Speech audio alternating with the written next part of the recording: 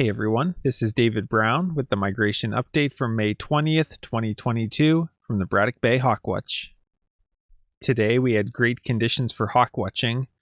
The forecast yesterday made it sound like it would be overcast all day with some rain showers, but actually there was some sunshine in the morning. Then it did become overcast for a little while and some rain barely missed us. And then the sun came back out in the afternoon. So we had a combination of partly sunny skies and winds that stayed southerly, either from the south or the southwest for the entire day at moderate strength. So just really perfect conditions the whole day. And we had a really big flight to match it. I got to the park around 6 a.m., so I had some time to look at warblers before having to get to the platform. And here we have a chestnut-sided warbler. Here we have a green heron flying by. The hawk started flying around 9 a.m. Here we have a juvenile broad-winged hawk. Here is one of two sandhill cranes we had today. Here we have a bald eagle, and actually it was a record day for bald eagles, and not just by a little bit. The previous record was 128, which was set 3 years ago today. And today we ended up having over 200 bald eagles, with 214 being the final total.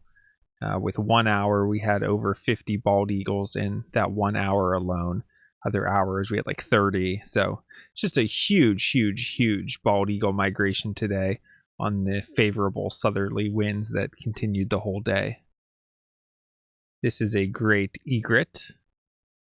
Here we have an American kestrel, and actually we had all three falcon species today. Here's another bald eagle, not quite a full adult yet. Here's another American kestrel, and just from the patterning on the breast and the tail pattern, we know that this is a female. And here is the bird of the day. In my forecast yesterday, I mentioned that this is the perfect time of year and perfect conditions for Mississippi kite, and sure enough, we ended up getting one. So it all started, I got a phone call from the guys over at the banding station that they had just seen a kite.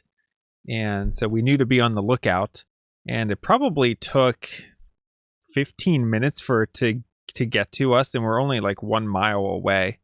But what was happening was with the southerly winds, every time the groups of broadwings and vultures and stuff would stop to circle, they were getting pushed backwards a little bit. So it was just taking some time for the birds to move through. And so we were all frantically looking and looking on one side, looking on the other. Is it sneaking by? And I was getting a little bit worried that we might have missed it. And then someone said that, oh, that bird looks like it has a longer tail. And sure enough, I got on it, and everyone got on it. So yeah, perfect time of year to get Mississippi kite. And actually, that same record bald eagle day 3 years ago, we had a Mississippi kite that day as well. So sort of very similar days between 3 years ago and today. And we can certainly get more than one kite in a season. Last year we had 2 of them. And the conditions are looking pretty good tomorrow morning. So if you missed this one, there's still a chance that we'll get one more maybe in the season, or who knows. But anyway, this was... it's nice when everything works out and you predict that you're going to get a certain bird and then it actually shows up. So I think there were a lot of very happy people on the platform to get this one on their list for the year. And just talking about the identification of Mississippi kites, they have these really long pointed wings and also a very long tail. And in a way, the shape is maybe most similar to a peregrine falcon. But the kites just seem more slender, and also when they fly more like a gull, I would say. They're a little more, peregrines are big and powerful. Kites are more, leisurely. And this kite, I believe, is what they would call a subadult, which means it was born last summer. And when they're in their juvenile plumage, they have some streaking on the breast, but in the fall they replace that, so it's more of a plain breast, but they still have some stripes on the tail, and they still have that sort of juvenile wing pattern. Here we have a light morph rough-legged hawk, and we had 3 migrating rough legs today. Here's another bald eagle. This is a very fresh juvenile, what we call the southern juveniles, the ones that were born down south of us over the winter. And I would say that the big bald eagle migration we're getting this time of year is mainly those southern birds that are that nest down to the south of us and go north for the summer, rather than ones that are going to nest to the north of us. Most of those probably migrated a few months ago to get up on their nesting territories. Here we have another broad-winged hawk, and this one is an adult, and we can tell that from the breast pattern, the dark trailing edge to the wing, and also the tail pattern. And most of the broadwings we're seeing this time of year are actually juveniles, but we are still seeing a smaller number of adults moving through. Here's another rough-legged hawk. Now you might look at this and wonder, is that actually a bird? And yeah, that's a common nighthawk that just happened to tilt. And I think its head is still upright, but its body and wings are 90 degrees to the side. And here's another look at what nighthawks normally look like. And the really distinctive thing is, first of all, just the overall shape. They have these really long, skinny wings. And the one distinctive mark you might see from a distance is these white patches on the wings. But really, I mean, they're pretty distinctive. And we had a really big push of them in the late afternoon today. I think I put down like 75 on the checklist. But we had one group of like 30 some. And a couple smaller groups as well. So this is a bird that you normally see in the evening.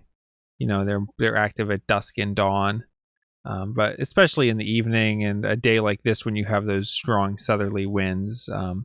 We started seeing them maybe around 4 or 5 o'clock. I can't remember exactly, but I'm sure if I'd stayed out there later into the evening, we probably would have continued to get huge numbers and probably would have had hundreds, if not 1,000 of these. So this was the first big push of nighthawks. Here we have another broad-winged hawk, and this one is a juvenile. And here's one more look at a common nighthawk. And again, you can see those white patches on the wings and just get a sense of the overall shape. And if we take a look at the eBird checklist, which was 12 hours and 19 minutes long, had a total of 97 species today. So right around 100. If I'd put a little more effort in, I might have got to 100. But overall, just a really nice day. And a lot of fun with some rarities.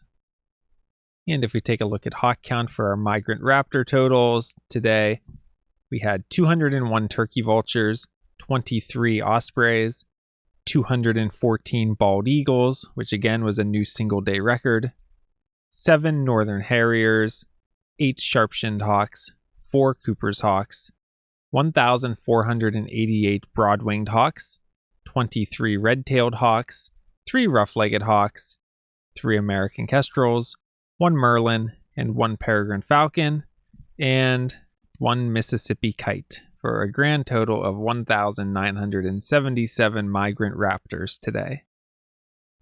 I had quite a few new species for the season today, which were scarlet tanager, Canada warbler, Mississippi kite, black tern, black-billed cuckoo, and common nighthawk. Taking a look at the forecast for tomorrow, we're looking at scattered clouds with the possibility of an isolated thunderstorm in the afternoon, high around 80, winds southwest, shifting northwest in the afternoon at 10 to 20 miles per hour. So overall, this should be another good day, especially in the morning. The winds are starting out southwest, and there should be a bit of sunshine. So those are good conditions. And really, the temperature is not going down that much tonight. I think even in the early morning, it's still in the 70s. So today kind of started off cooler and then warmed up throughout the day. But tomorrow is really pretty warm already in the morning. So the morning's looking like the better time, and then eventually as the winds shift more northwest, and if we do get any thunderstorms, that could shut the flight down. So maybe I'll get to see a lot of you out there again tomorrow, and hey, let's try to find another Mississippi kite. Why not? For Sunday, we're looking at cloudy with occasional rain, high in the upper 60s, winds west at 10 to 20 miles per hour. So unfortunately, this day is not looking as good as it was when we checked a few days ago. I would only expect light, maybe moderate migration. And for Monday, partly to mostly cloudy, high in the upper 50s, winds north-northwest at 5 to 10 miles per hour, so I would only expect light migration because of those northerly winds. All right, that's it for today. And let me say, it was great to see so many people out at the platform today. And it's always fun when people come out hoping to see something like a Mississippi kite, and then they actually get to see the bird. And let's hope for another good crowd and another good hawk watching day tomorrow. If you liked this video, please hit the like button and be sure to subscribe and hit the notifications bell so you don't miss any of these daily updates from the Braddock Bay Hawk Watch. This is David Brown. Thanks for watching.